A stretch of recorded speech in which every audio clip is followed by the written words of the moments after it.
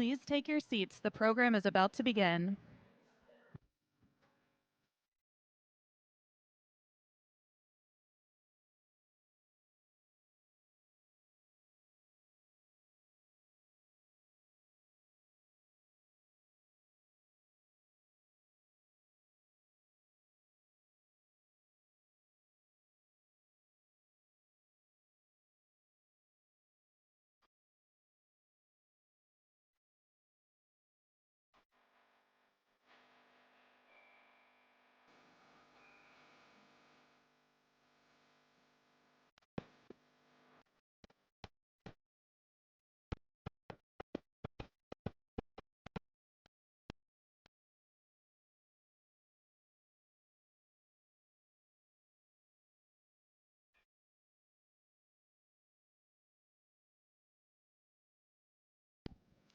Please welcome to the stage Representative Sarah McBride.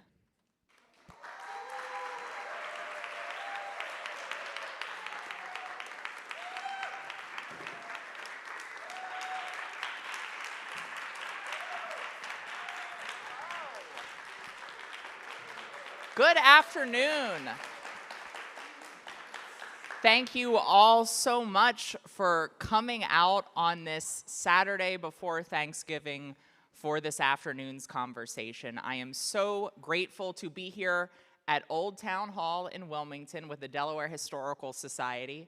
I'm so grateful to be here with Majority Democrats, an organization that I am so proud to be a part of alongside 31 other elected officials at the federal, state, and local level. Elected officials around the country who are working to build a supermajority to win everywhere and to deliver for everyone. And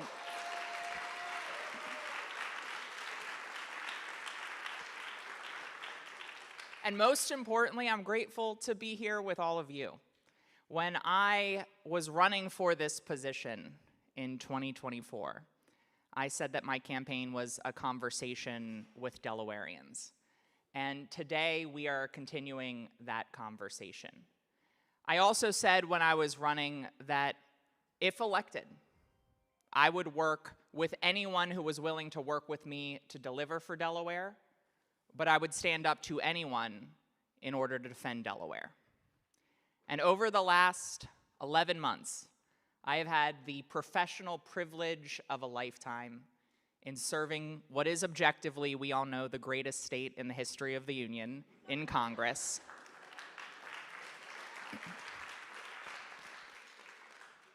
And despite the dysfunction and the toxicity and chaos in Washington, I'm proud to say that I've been able to break through the gridlock and work with people across the aisle to deliver for our state. That's why I was the first freshman to introduce legislation this Congress, bipartisan legislation, protecting consumers, Delawareans who've been struggling with debt from predatory practices. Over the last 11 months, I'm proud to have introduced more bipartisan legislation than any other freshman on issues ranging from protecting our farmers and lowering the cost of groceries for consumers, bills to expand family leave for workers across this country, legislation to uphold our values internationally and support small businesses here at home. With individual Delawareans, our office has been able to bring back nearly $4 million owed to constituents from the federal government in the form of veterans benefits, tax refunds, and Social Security checks. Working with our congressional delegation, we've been able to secure millions of dollars in new investments to Delaware to bring good-paying jobs to our state, to build affordable housing, and to improve services for some of our most vulnerable neighbors. And when the Trump administration announced that they were going to cut funding for a program that supports small and medium-sized manufacturing businesses here in Delaware and across the country, I led an effort in Congress that got the administration to reverse course, protecting a program that has fostered hundreds of jobs in this state and tens of millions of dollars in economic activity. We've been able to get things done. We've been able to get things done.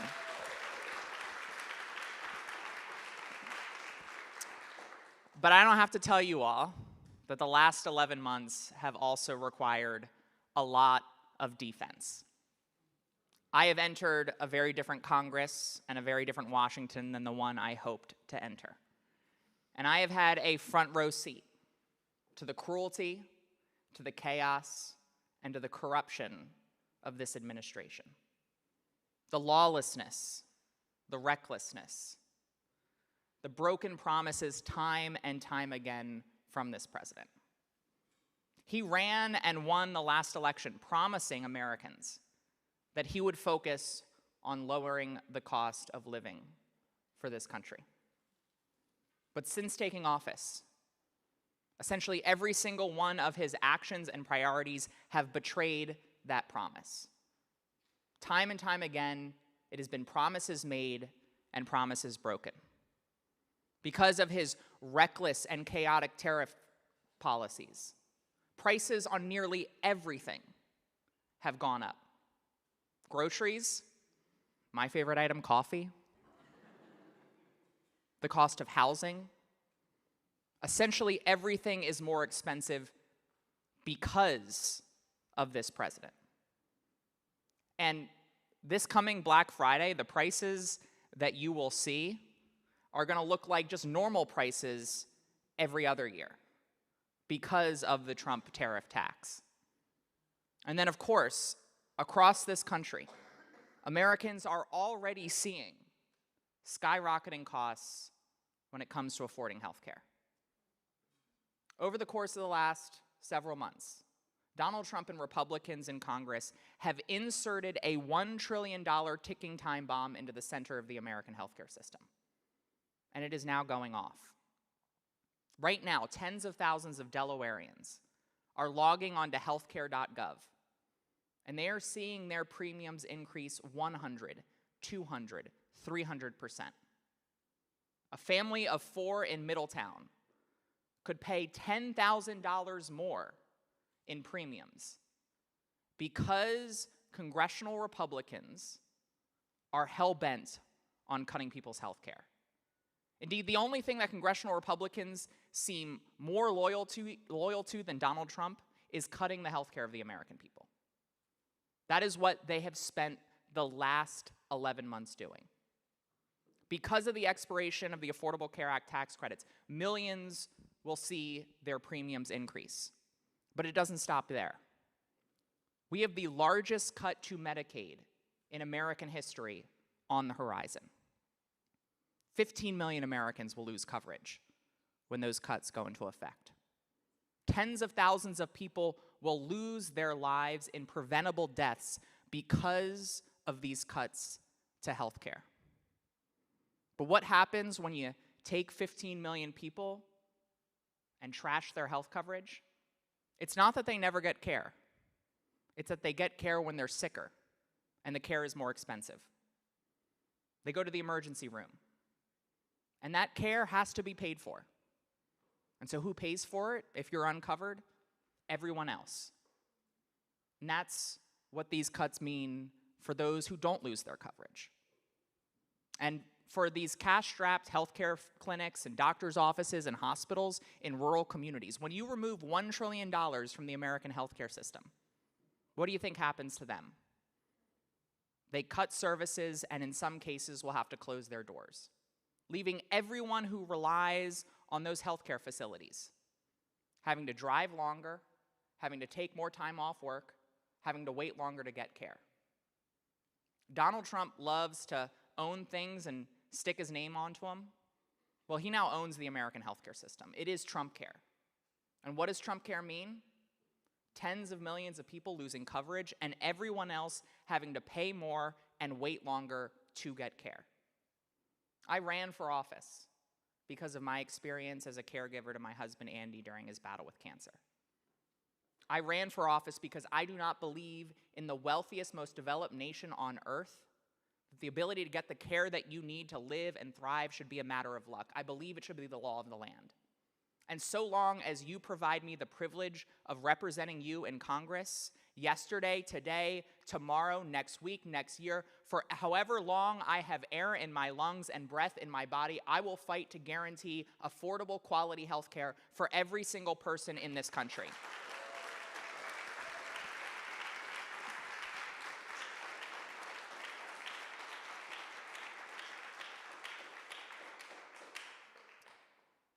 we often hear that the cruelty is the point. But it's even more than that. This cruelty that they're inflicting on the American people, it is the currency of their corruption.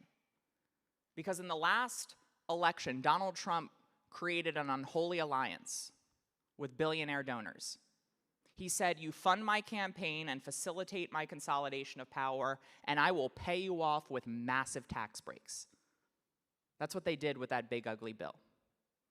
But in order to just partially pay for those tax cuts, they used the health care and food assistance for the American people as a piggy bank to line the pockets of the uber wealthy. And what little time that they have left, not cutting the health care of the American people, not raising prices on groceries and housing, what little time they have left, Donald Trump is spending on bathrooms and ballrooms. He's spending what little time left renovating the White House bathroom off the Lincoln bedroom. He's spending what little time he has left gilding the Oval Office and destroying the East Wing. And he's spending what little time left fomenting culture wars, trying to pick on the least powerful in our society in order to divide us and misdirect our attention from what the powerful are currently doing. That is a strategy as old as politics itself. But I'm also here not just to sound the alarm, but to share with you something that I have learned over the last several years serving in the Delaware State Senate, running for Congress, and now having the privilege every single day that I am back here in Delaware and not in Washington, D.C., and if you see a picture of me, you know I'm here because I have a huge smile on my face. I spend whatever time I have here traveling up and down Delaware, going to red areas and blue areas and purple areas, talking to Delawareans who are Democrats, Independents, and Republicans. And I have good news to share with you all. And that is we are not as divided as the algorithms make it seem. I know right now, when you turn on cable news, when you open your social media, it can feel like not only is politics so toxic that it can no longer deliver for people, but that we are so divided as a people that politics and persuasion is pointless. That we are therefore in an existential battle for this country, not just against politicians who want to undermine our freedom and our economic security, but also an existential struggle with one another. And I can tell you that it doesn't have to be that way, and it is not that way. We can tap people's better angels if we allow ourselves to see them. If we allow ourselves to be in proximity with people who, yes, agree with us, but also people who disagree with us. I am here to tell you that most people are good and decent people. And yes, we have real disagreements. But as someone who gets to travel across the state and talk to people who disagree with me on politics, about politics, regardless of how they voted in the last election, I have seen that we have far more in common than what social media and our politics leads us to believe. It is still possible to build a supermajority in this country of people across geography and across ideology in defense of our country, our values, our freedoms, and in defense of working people. It is possible to build that coalition. That's why I am so proud to be part of this organization. Because it understands that if everything is truly on the line, then we need all the help that we can get. If everything is truly on the line in this moment, which I believe it is, then I have a message to anyone across the state and around this country. And that is, if you believe working people need a fair deal and you believe freedom is good, then welcome to our cause. Welcome to our coalition.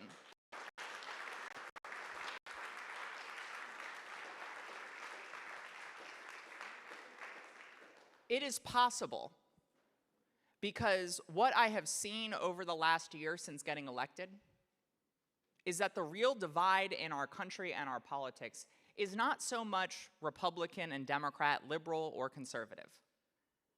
It's between builders and destroyers. Destroyers, they succeed in a culture of cynicism. They exploit it for their own gain. They want to destroy our government and sell it for parts. They want to destroy our attention span and mine what little remains for advertising dollars. They want to destroy housing and healthcare so that they can consolidate power by doling out the scraps. They want to destroy jobs and the American worker by unleashing unregulated technology that leaves the rich richer and everyone else poorer.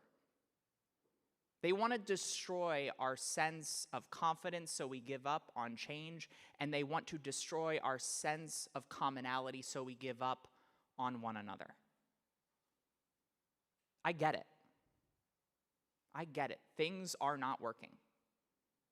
Too many people are being left behind in this moment. But those destroyers, they want to destroy everything but their own wealth and power so that when everything else is destroyed, they can go raid America's estate sale for themselves. We can destroy in this moment. Or we can do the harder thing, and that is to build. We can build an America where everyone knows that they belong, where everyone has a fair shake. We can build the homes of the future so that home ownership is within reach for people.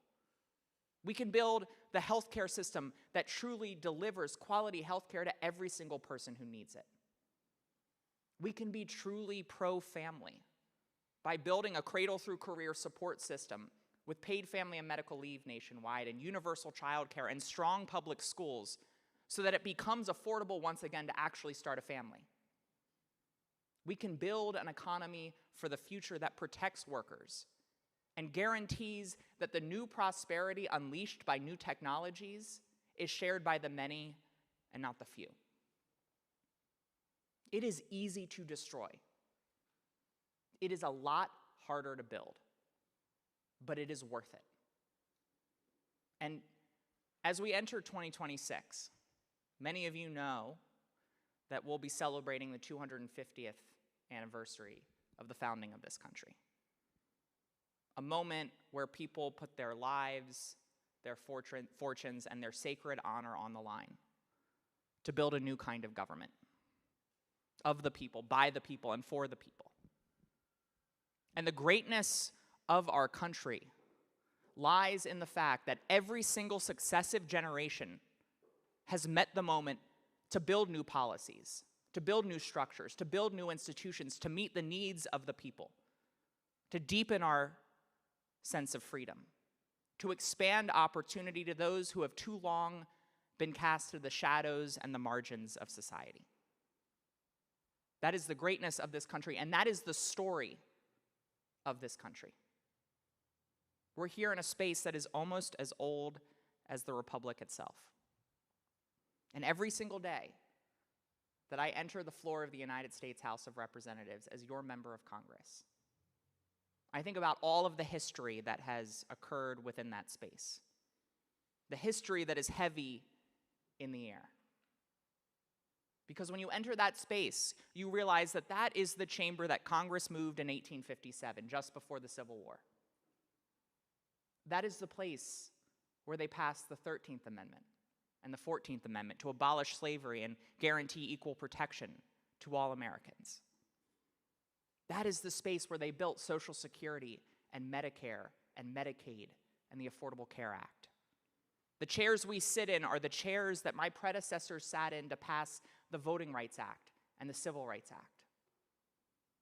And when you step into the shoes of those previous generations who faced similar questions, similar odds, and quite frankly, odds much greater than the ones we're facing now, and you realize that they had every reason to give up hope. They could not see the light at the end of the tunnel.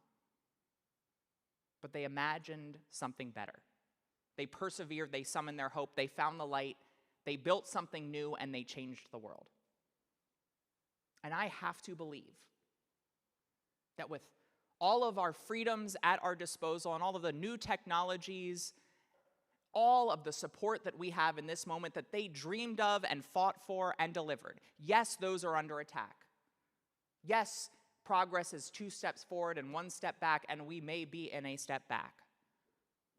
But I have to believe that if we summon even a fraction of the hope and courage and imagination of those generations, then we can turn this moment into what a friend of mine from Florida called a slingshot moment, where yes, we are pulled backwards, but the tension and pressure of being pulled backwards ultimately propels us to destinations that we've not yet been.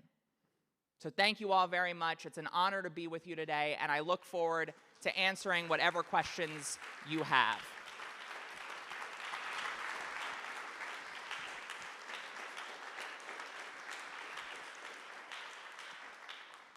Don't be shy. Hold on, we've got a mic for you.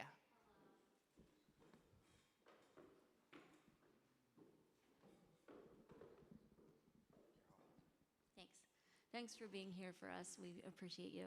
What, with all that's going on the attacks on the Department of Education, what can you, as a member of Congress, promise us or give us as something to look forward to in the area of hope? As I mentioned before, this administration is trying to dismantle government. They're trying to prove that government can't work by making it not work. And across federal agencies, they are trying to decimate them in pursuit of that goal. And ultimately, like I said, to try to sell those departments for parts to the highest bidder, or in some cases, the lowest bidder who's just sucked up to the president most recently. About 50 years ago, in the aftermath of the Civil Rights Act, with the shadow of Brown versus Board, our federal government decided that we needed an agency that was dedicated to protecting the rights of students and educators across every background, across every race, in every corner of this country. We decided that we were going to have a department that was going to be dedicated to helping states grapple with the costs of educating children, especially children with disabilities. That's why the Department of Education was created, to protect the rights of students and educators and to guarantee that our schools have the resources that they need. I do not believe that we will better protect the rights of students or guarantee that our educators have the resources that they need to educate all students regardless of background or ability by dismantling the department that for 50 years has been dedicated to that mission. I've joined with my colleagues in opposition to the administration's actions. Many of these actions, I believe, are illegal. And working with our attorneys general, and I gotta say, Kathy Jennings here in Delaware has done an amazing job standing up and taking this administration to court. Working with my colleagues and attorneys general to push back on this administration's illegal dismantling of not only the Department of Education, but we're seeing it with the Department of Housing and Urban Development. The department that is going to see the most significant cut next to the State Department is HUD. I don't know how we're gonna build affordable housing if we're defunding by 50% the department that helps to foster what limited affordable housing we already have. But if they wanna dismantle these departments, they have to come to Congress. And we are not going to let them. It's also why we need to make sure we have a majority in the next Congress so that we have all of the levers at our disposal to push back against this administration and truly hold them accountable. I hear a lot about people loving the way some of the blue state governors are pushing back. If you want congressional Democrats to be able to push back in the same way that blue state governors have pushed back, then we need a majority in Congress. And I believe we're going to get there. I think the election results 2 weeks ago show that the public sees what's going on and they don't like it. They want a federal government that is solving problems, not creating more problems. They want a federal government that's lowering costs rather than increasing them. And yes, they want a federal government that is a partner to the states and local districts in building a public education system in every zip code that serves and meets the needs of every child. And I will continue to fight for that majority. I will continue to fight for the Department of Education, the funding and the protections that it provides, and against this illegal effort by the administration to dismantle it. So thank you.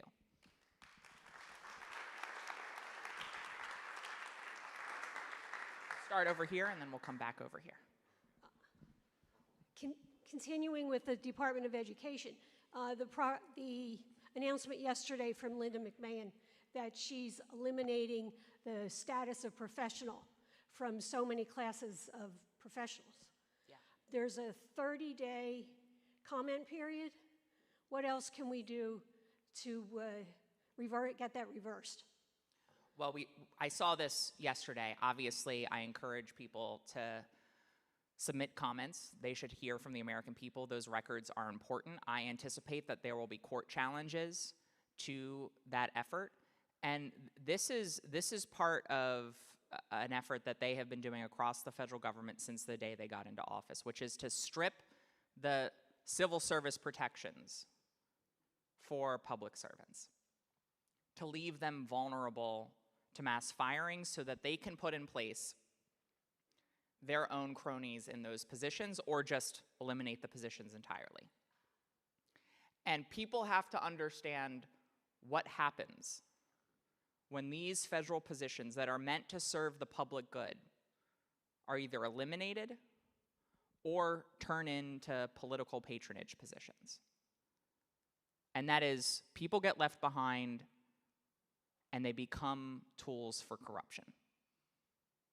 You know, when we talk about Project 2025 and the rollback of the clock on our progress as a country, I think the closest analogy that we have in American history to this moment is the Reconstruction period. It's the Gilded Age. It's a time of significant cultural regression, a moment where the federal government was overrun with corruption through the spoils system, a period of time when new technologies were revolutionizing the economy, but in a way that sacrificed the well-being, the economic security, the safety, the health of workers, while making the rich very rich, increasing the economic divide. And this is part of that. This gutting of the federal workforce and protections is part of that effort. And they're doing it in the Department of Education, but they're doing it elsewhere. And while we've certainly got to push back in the courts, while we have to sound the alarm so people understand and connect the dots when this happens, this isn't some abstract bureaucracy. This is the power of the federal government that they are illegally seizing to increase their power and to line the pockets of the wealthy. We need to make that case to the American people, but like I said before, we've got to get a majority in 2026. The reality is, on all of these things, there is no easy lever. There is no easy button. The greatest lever that we have at our disposal in this moment is public opinion. Yes, we have an opportunity to push back on some of the worst excesses in the courts. Yes, as we've seen in Congress, there are instances with these slim majorities where we can maybe convince 1, 2, or 3 Republicans to stand up to this administration and demand some kind of transparency and accountability, but it's fleeting. It's all too rare.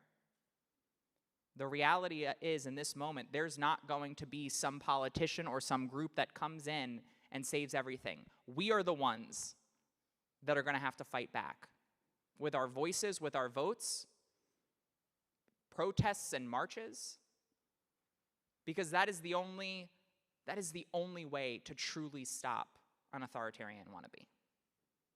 That is the only way in this moment that we can effectively pull the emergency brake on this administration.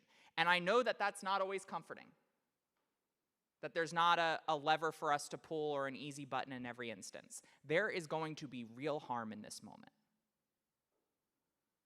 we aren't going to be able to stop every bit of harm. But we can do all we can to mitigate it. We can fight like hell to stop it.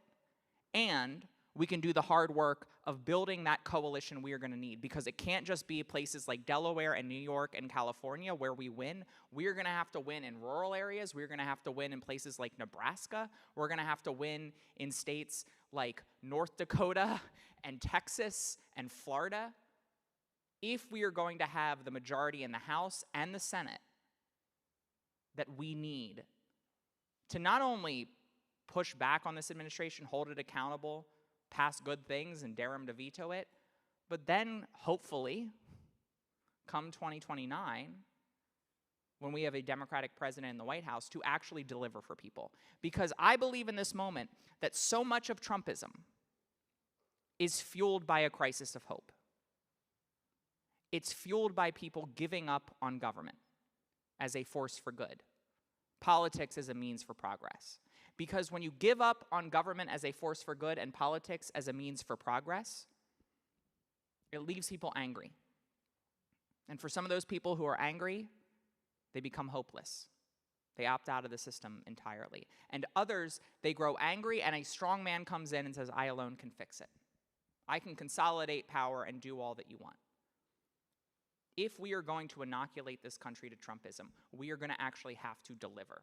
And in this system of government, that means winning everywhere. That means all of us being willing to have conversations with people who agree with us and people who disagree with us. And so what I would say on all of these questions, on all of these specific questions, there's not going to be a simple answer. There's not going to be a straightforward answer, but the strategy is the same in this moment.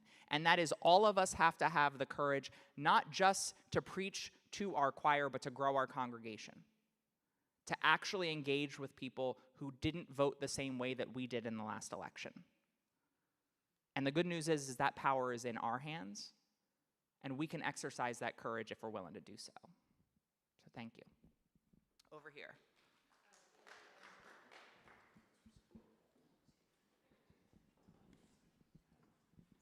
Thank you. Thank you for coming. I appreciate it. I am a big supporter of you, and I appreciate you being here. And I also read every day Heather Koch Richardson. She is a historian, but also she recaptures everything that's going on in Washington, breaks it down to where I can understand it. It's very informative, and I believe it is real news. Anyways, it was reported, this is about our president. He is going to, and he made a deal with the Saudi Crown Prince, Mohammed Salman, to sell fighter jets, the F-35s, okay? So he made a deal, and our past presidents, to my understanding, refused to do this because of the intel that is on these planes that could be leased to other countries, that China, for example, that we don't want them to have. And also, he talked about having a TAR Air Force facility in Idaho. Are these true? And this is in Idaho. This is in the middle of the United States. To bring these in the middle of our country, how does that hurt our defense and our intel? And does he have the power to do that? It doesn't have to go through Congress to do these. So Thank you. Thank you very much for that question. And the powers of the commander-in-chief are pretty wide in terms of the United States military and particular sales, although there are opportunities for Congress to do resolutions of disapproval to try to stop sales. And evaluating any kind of sale and learning more about the one that you've just brought up with Saudi Arabia, it's important for Congress to do its due diligence. I would like to see the Armed Services Committee and the Foreign Affairs Committee, which I'm on in the House, hold hearings on this topic to understand exactly what are the parameters of this deal and what are the risks to our national security. Because one of the things that I think has been abundantly clear for this entire administration is that they're not particularly careful when it comes to intelligence and national security.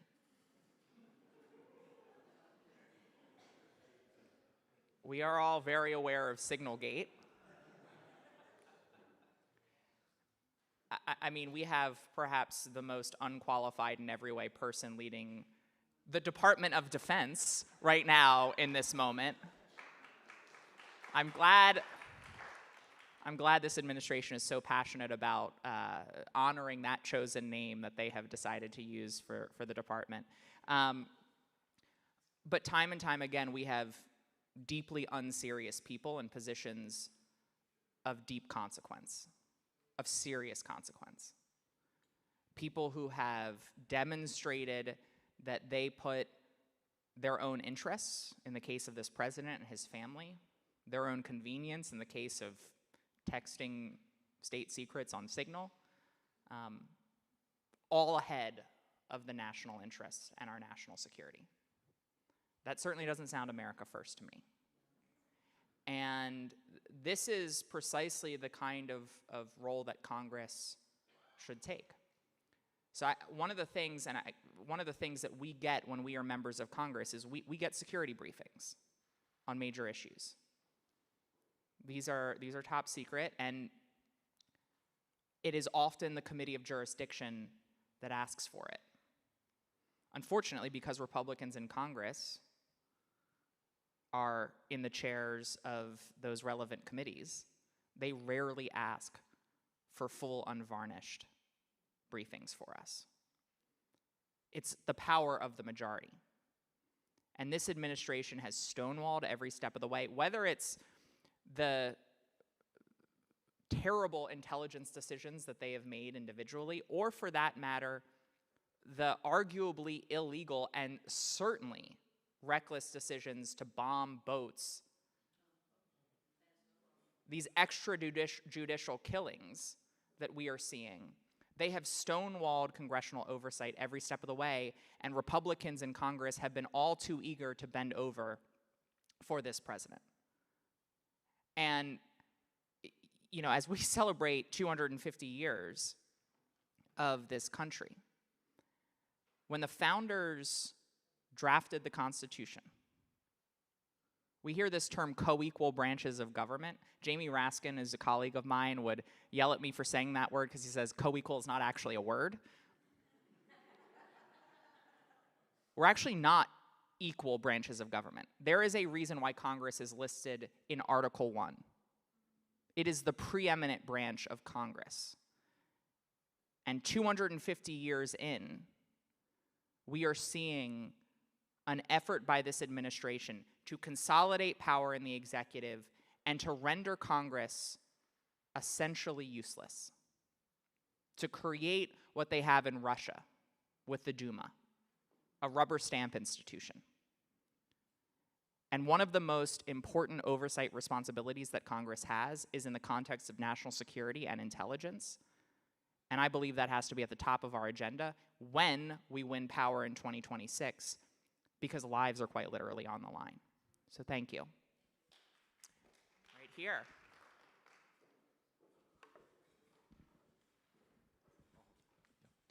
The Trump administration has decided to open up great areas of Alaska, the Pacific, the Gulf of whatever they want to call it, and I don't even know about the East Coast, a part of Florida, into more oil and gas drilling, while solar becomes the greatest, cheapest energy source now in the planet, and China is building enough solar every day to equal about 3 coal-fired plants. Can we do something about that, but also about there are certain regulations and rules which probably inhibit solar development in this country? I would think that if you say something is, oh, we're going to reduce regulations, you might find partners on the other side for that idea. I don't know about tariffs as well on solar panels coming into this country because we're not the major producer. So if we think about reducing regulations in order to responsibly grow solar, is there a move there? So first of all, on the first part of your question, when I was a state senator, the oath of office that we take prescribed by the state constitution is to protect the rights of future generations to share the rich, natural, and historic heritage of Delaware. And while that is not part of the federal constitution's oath of office, it's one that I feel very deeply.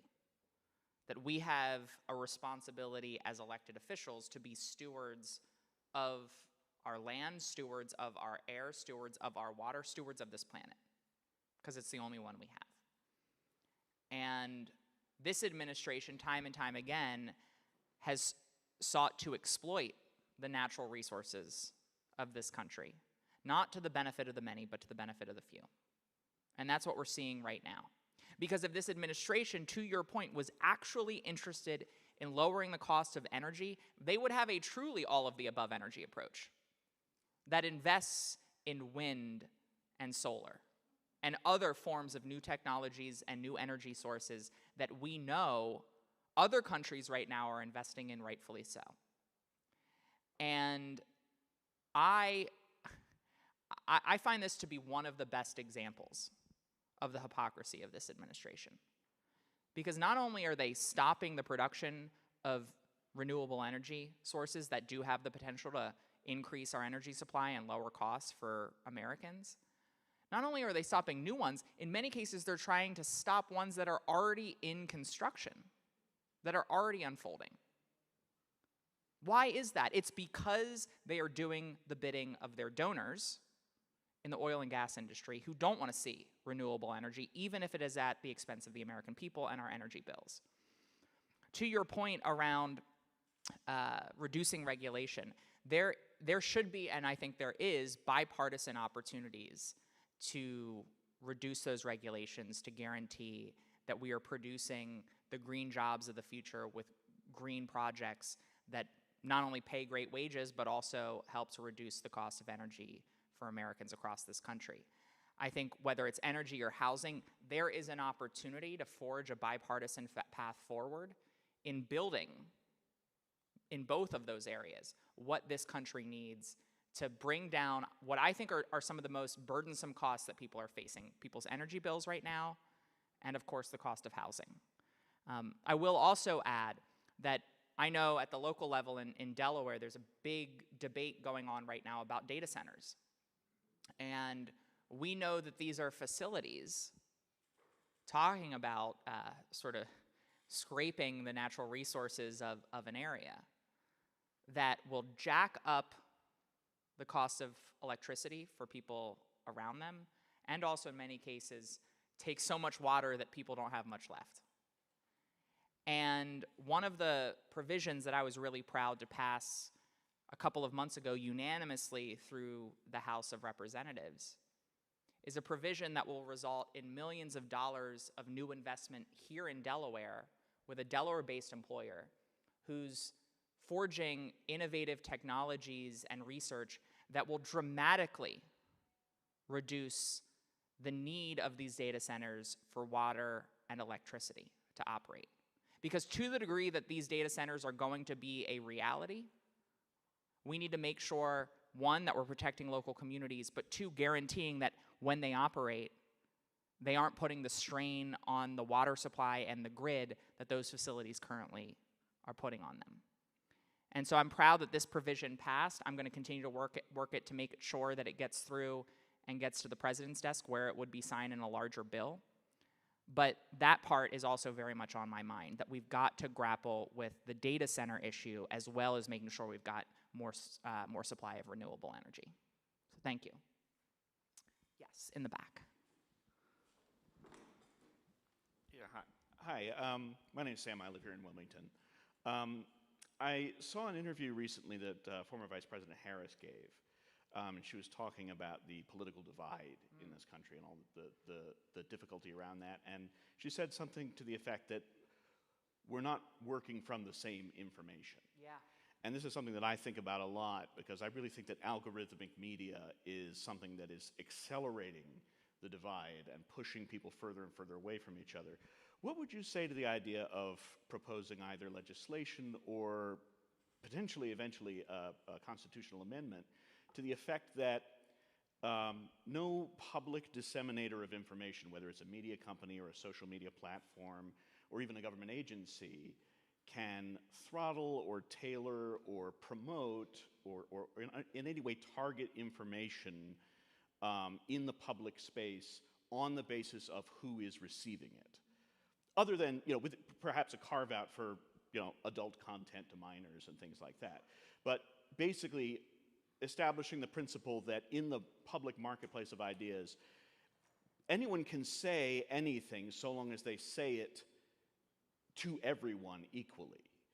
And if not that, what would your proposed solution be to this information silo problem? So I think it's a great question, and it's one that's very much top of mind, and I sort of alluded to it in my opening comments.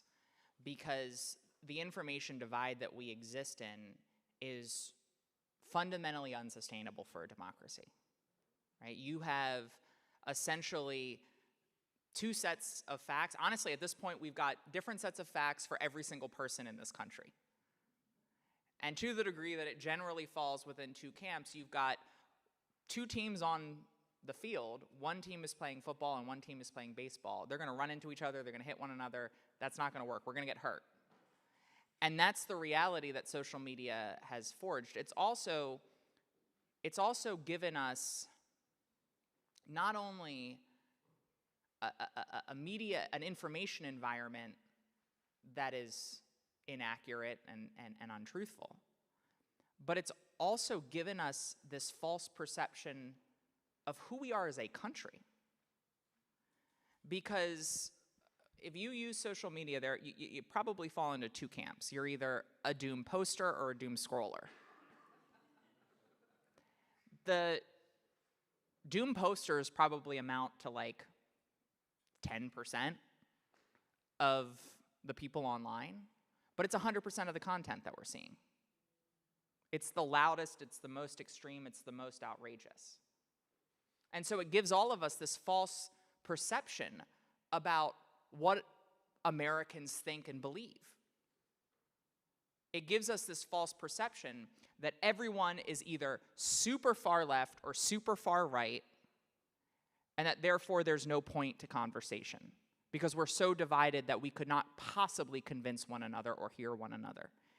And to what I was saying before, one of the joys of being in this office is I get to get offline and actually talk to people in real life, and I get to talk to them about politics. And you realize that while social media can impact real life, it's not representative of it. And at this moment, that false perception of who we are, it's driven by both the algorithms as designed and manipulated by those that control them, and, I will say, manipulated by foreign adversaries who want to turn us against one another. 80 years ago, the greatest generation was called to defeat tyranny by putting their lives on the line on two continents in defense of our country and in defense of our values. Our generation's basically being asked right now just to not fall prey to the manipulation that we are experiencing by powerful people who control the social media platforms and foreign adversaries who are manipulating them to turn us against one another, to deepen the divides in this country, to have us give up on each other. And our call in this moment is a lot less sacrifice than putting our lives on the line. It's quite literally just touching grass. It's having conversations with one another in real life, offline, about things that matter. I know that's uncomfortable, but we've got to do it. But to your point, it's not just a cultural solution to this, because these platforms are of a power that we have never seen before in our politics. And the algorithm can be manipulated by those in positions of power, right? I mean, we've seen it in real time on Twitter, now X. And I think that it demands government regulation, because this is a product that we are using.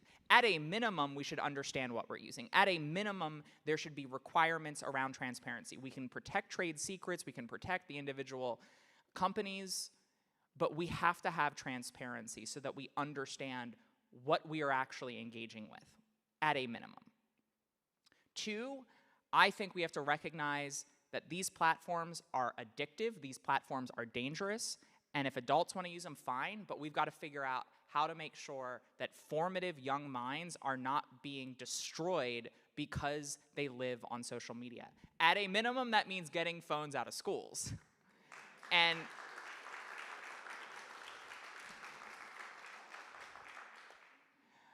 But to your particular suggestion, I'm open. I am a strong believer in free speech.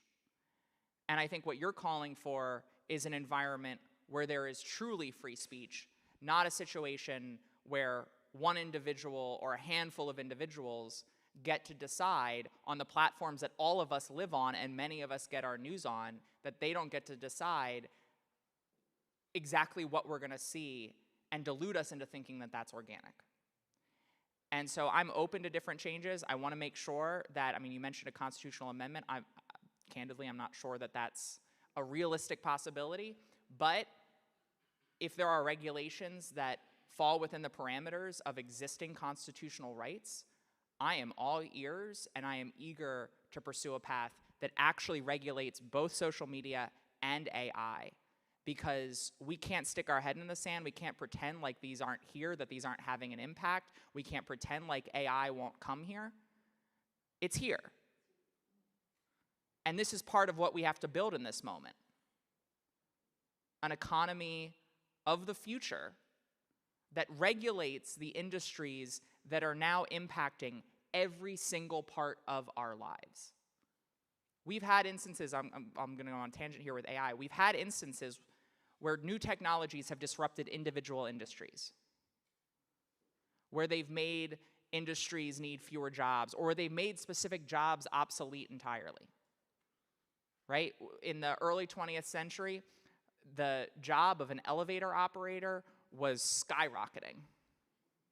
And then in the second half of the 20th century, people felt maybe a little bit more comfortable pressing buttons in the elevator themselves, and the need for those elevator operators declined.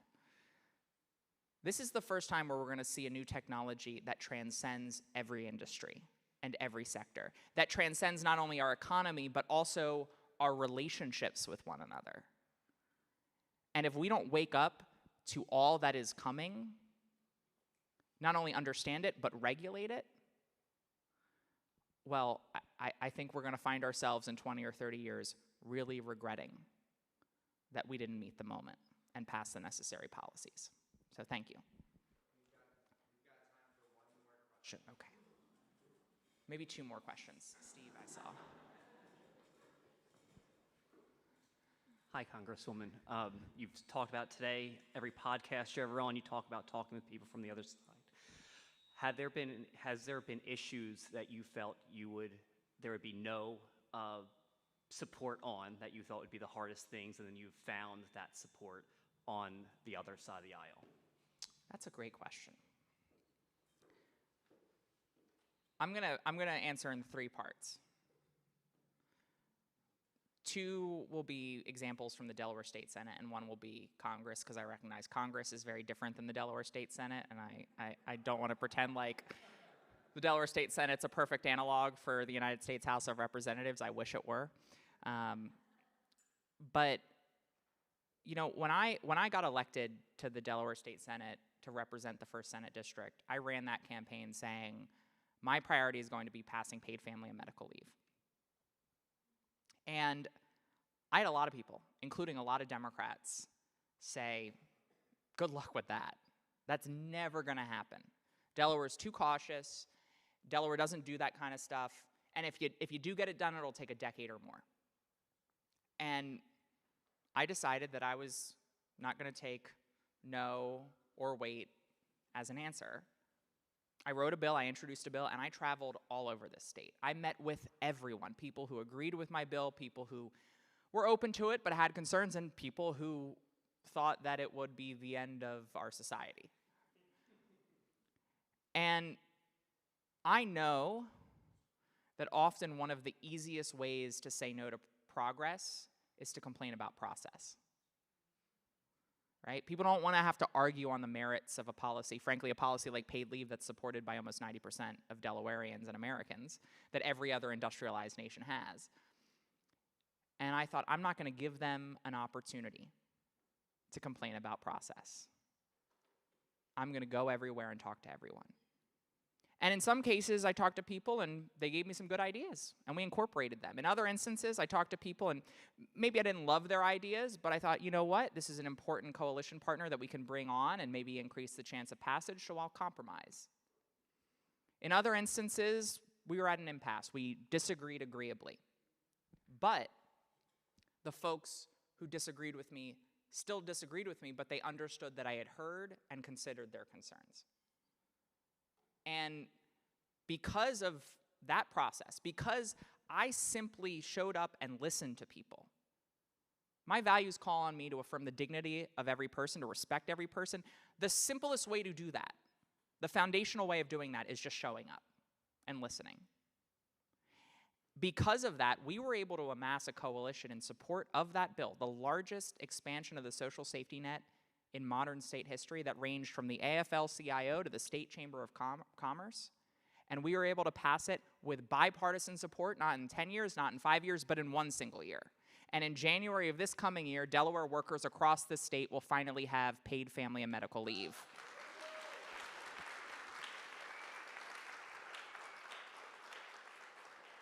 Second example. I have been very thoughtful about when I lean in on issues that many people expect me to solely focus on.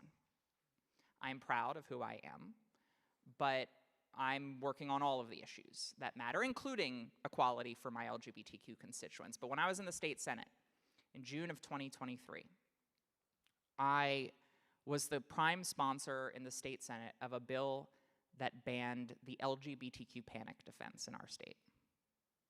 And for those of you who aren't familiar, this is basically a defense that's been used in states across this country that says that a perpetrator's violence against an LGBTQ person is understandable and less deserving of consequence because the person who committed the violence, when they realized the person in front of them was LGBTQ, was essentially driven to a temporary state of insanity. And this is a defense that's been used successfully and unsuccessfully in state courts across the country and courts around the world. Some cases people get off, some cases people get reduced sentences for that violence against an LGBTQ person. And a number of states had passed bills banning it in their state courts, and Delaware was considering a similar bill. It had passed the state house on fairly partisan lines, and it was coming over to us in the state Senate. And I had just a couple of days before announced my campaign for Congress. And as folks might be able to expect, that received a lot of feedback. A lot of it was very positive, but some of it not so positive. And because of that not so positive feedback, we had to have what we usually don't have on the floor of the state Senate, which is we had to have police on the floor. And with that police presence visible, with my colleagues on both sides of the aisle understanding why it was there, I stood up. I explained why this bill was important to me and to my constituents, and I paused. And I waited for my Republican colleagues to stand up and to say, at best, this is a solution in search of a problem, and at worst, that this is understandable, if not justifiable, violence. And that's not what they said. Because to a person, every single Republican in that chamber on that day, with that police presence right behind them, they stood up. They not only affirmed the dignity of LGBTQ lives, they not only validated the fear that many LGBTQ people live with every single day. They not only declared that they would vote for that bill, but for perhaps the first time ever in this country's history, every single Republican in a legislative chamber stood up and asked to be added as co-sponsors to that bill. And look, saying that there's no excuse for violence against anyone in our society is a pretty low bar. It's like quite literally the bare minimum. But what happened in that moment was so much more profound than the policy, because what happened in that moment is that my colleagues, who I had gotten to know, who I had worked with on a whole host of bills, they realized in that moment that the political is fundamentally personal, that the issue that we were debating was about real people, who they know and they care about and they respect. And you can't undo that synaptic connection once it occurs. You can't undo that connection between policy and people once it exists. And it's how so much change in this country has been forged. Through quiet, small, almost invisible moments of recognition. of hearts changing just a little, of minds changing just a little. But heart by heart, mind by mind, issue by issue, we have rendered prejudices of the past to be considered unjust, like they should be. We've built a civil rights system in this country that allows people to participate in our society, to vote, to go to a restaurant, to go to school. Yes, it is under attack. But with public opinion, if we change hearts and minds, nothing is impossible, and certainly without it, nothing is sustainable. And the final example that I'll give from Congress is, I mentioned I've introduced a lot of bills this Congress. Essentially, all of them are bipartisan.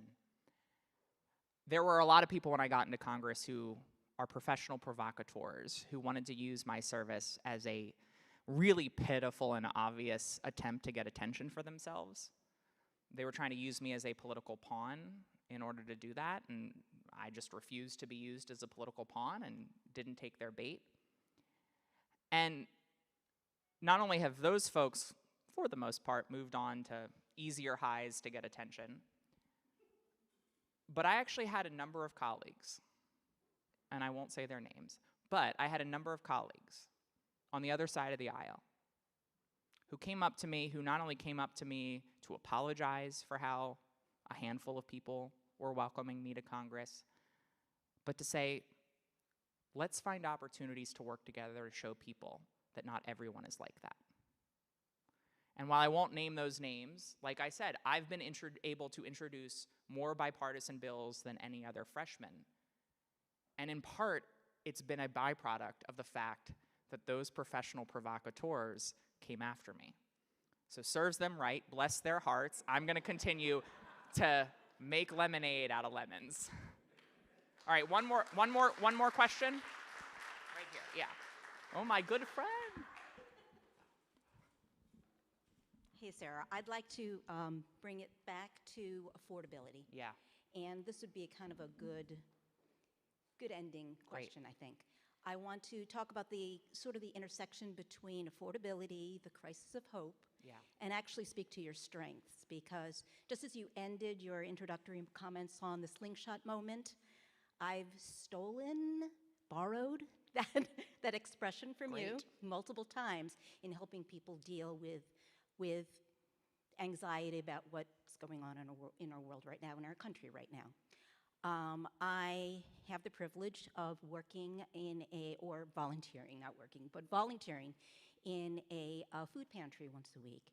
And I deal constantly with people who are in crisis, who are scared, who are in some cases angry, but usually it's not anger, it's more just anxiety, confusion, all of those emotions all wrapped up in. And in our particular group of food pantries, 23% more people have been served just in October versus September. The numbers are just going through the roof. Give me a positive message to share with these people, because I'm the outside person. I'm the person that has developed the relationship with these people. These are my friends. These are my neighbors. These are my community. And I see the pain, and it's real, and it's tangible. So give me something.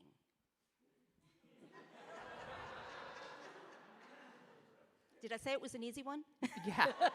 So first of all, I didn't even realize this when I called on you before I thought about it, but what a perfect final person to ask a question, because Lynn actually was the first person whose door I knocked on when I was running for state senate in 2019. And we both figured out that we both love A Muppet's Christmas Carol.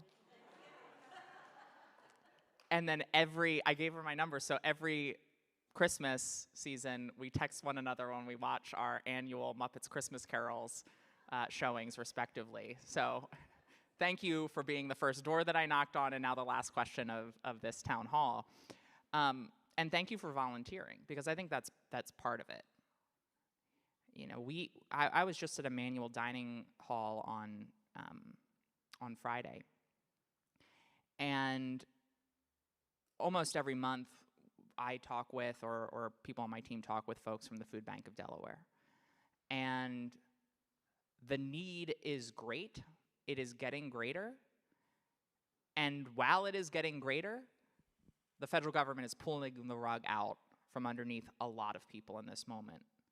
Whether it was the intentional choice of cruelty during the shutdown to throw SNAP into chaos, or the big ugly bill, which included the largest cut to SNAP in history. Prices are going up and supports are going away. And so it's a really scary time. And in addition to the slingshot theory, I think for folks who are scared, two things are necessary. The first is we have to bear witness to their pain. And I will just step back, because I think one of the problems in our politics right now is that we are in this fierce competition for pain when there is enough pain to go around. And we validate only some pain. We tend to diminish the pain of people who think and vote differently than we do. Both sides do it. Right? One side says, what do you know about pain? My pain is real. And the other side says, what do you know about pain? My pain is real. And any therapist will tell you that the first step to healing is to have your pain seen and validated. And I think all of us individually and collectively in our politics need to do a better job of recognizing that people don't have to be right for what they're facing to be wrong, and they don't have to be right for us to try to right that wrong. And whether it's individually showing up or in our politics, all of us have to do a better job of seeing people's pain and validating it. The second is we do have to show up. People need to know that they're not alone in this moment. And these nonprofits and volunteering is not going to be able to fill the hole that only the federal government can truly fill, the hole that is being created in part by the federal government in this moment. But it's the least we can do. And it's what we should do in a state of neighbors. And I think what you're doing by showing up and being present and showing them with your own body that they are not alone, it doesn't solve everything, and it won't necessarily be a light bulb moment for them, but it might be just enough for them to continue to persevere and get through the day. And then I just want to step back and close on this, because I know that a lot of times folks see what is going on in the news. They see the recklessness and the violations of the rule of law, the corruption, the risk for our government, our constitution, our democracy in this moment, and they go, how on earth can you talk about affordability? Democracy is crumbling around us. Why are you talking about the price of groceries? And one of the things I know, and I see, and I hear, is that for the vast majority of people who can't make ends meet every single day, they don't have the luxury of caring about everything else. They might not have the time to come to a space like this all the time. They might not be posting on social media about politics all the time, because they are just trying to survive. We owe it to them to solve their problems. One, because that is our responsibility as elected officials. It is the possibility and potential of government to create big solutions for big problems. But on top of that, if you are here and you care about the survival of our democracy, we have to understand that economic opportunity is the foundation upon which freedom flourishes. When I gave my first speech on the floor of the House of Representatives, I thought long and hard about, what do I want to say? What do I want to talk about? And I kept coming back to a speech that had been delivered in that same well in 1944 by Franklin Roosevelt. As World War II raged, Franklin Roosevelt talked about how necessitous people are not free people. When you are hungry and out of a job, those are the things that dictatorships are made of. And all of us in this space, all of us who believe in democracy in this moment, all of us who recognize that this American experiment that started 250 years ago who realize that that experiment is at risk in this moment, we need to recognize that the only way to save the American experiment is to make the American dream affordable and accessible for everyone. That's why I will continue to focus on it, because my constituents demand it, they need it, but also because of the future of our country requires it. So thank you all very much. It's an honor to be with you today. It's a privilege to be with you in this fight. Thank you so much. Thank you.